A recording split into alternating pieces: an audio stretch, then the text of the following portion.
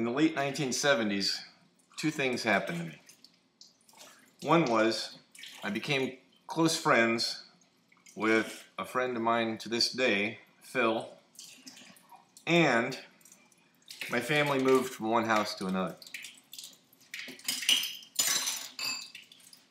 It was a strange move because we moved one block down the street to a house that had a big two-car garage that my dad wanted to use to work on cars. As we moved into this house, the previous owner was a single guy, and I was just a, 13, 14-year-old kid, and he was taking me around the house. My family was looking around at things upstairs, and he took me down to the basement, where he showed me like the rec room and the storage room and stuff like that. And in the laundry room downstairs, he showed me a very strange thing. And this is a very strange story, I have to say, because we actually have to pause the story there, and I'm going to get back to it. But the only way the story can be told is with a kind of loop-de-loop, so bear with me. Now, Phil and I, we were best friends all through high school, hung out a lot. After high school, we went to art school together.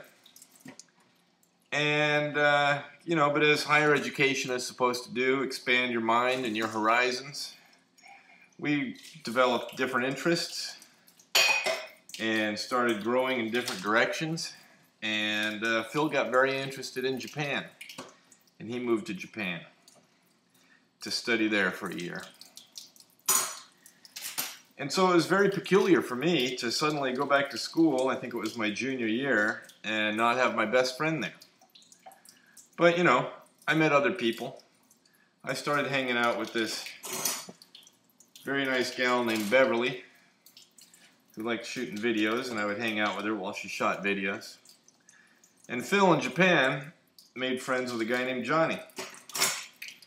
Well, the following year, after Phil got back to Kansas City, we realized that the friend I hung out with, Beverly, and the friend he hung out with in Japan, a guy named Johnny, they were both actually from Minneapolis. So we thought, well, let's close the loop here. Let's take a drive up to Minneapolis and let's get this circle of friends all together. And so we did that. We drove up to Minneapolis one time, Phil and I.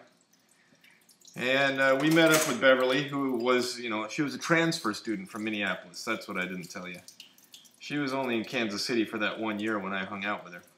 And now she was back in Minneapolis.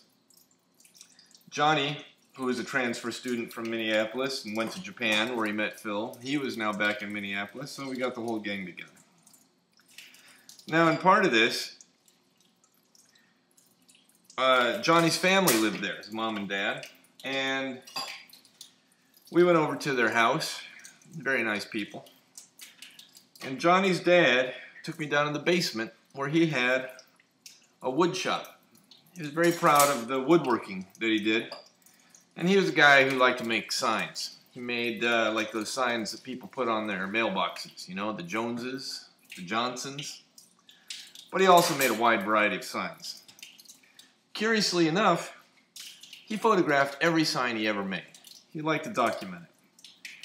And he set Phil and I down in his basement and put giant photo albums on our laps. And now we were trapped. We basically had to look through photo albums of wooden signs.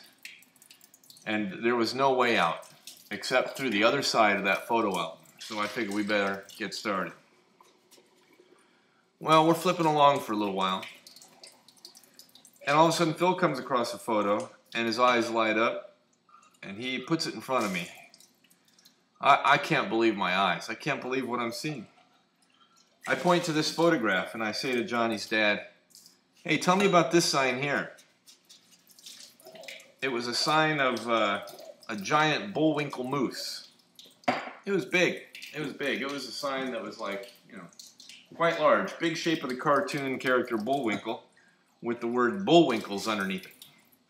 And Johnny's dad said, "Oh, well, yeah, that sign. He goes, I didn't have very much luck with that sign because we hung it up outside a bar by the road in Canada for a friend of mine who had a bar named Bullwinkle's. He said, but 3 days later, it got stolen. And I said, I know where that sign is. And nobody believed me.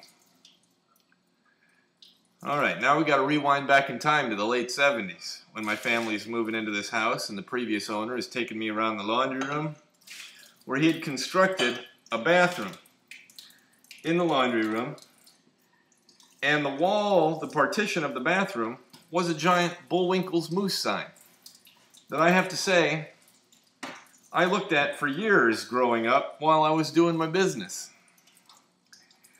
Never thinking that in many years I was going to meet the man who carved this sign.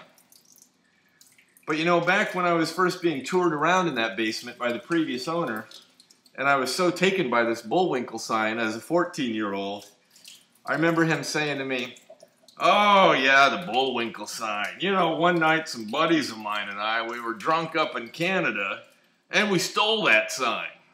And I brought it back here to Omaha and I made a bathroom wall out of it. Now when you think about all of the circumstances that had to come together for that amazing event to happen, it seems inconceivable. So, you know, I mean, that's just the thing. That's the way life works, you know. You think you know what's coming. You think you know something about the machinery of life, but you don't know the machinery of life. The weirdest damn things happen. You just gotta keep your eyes open. Well, that's my story. Thanks for hanging with Depot Dad, and I'll see you again soon. So long.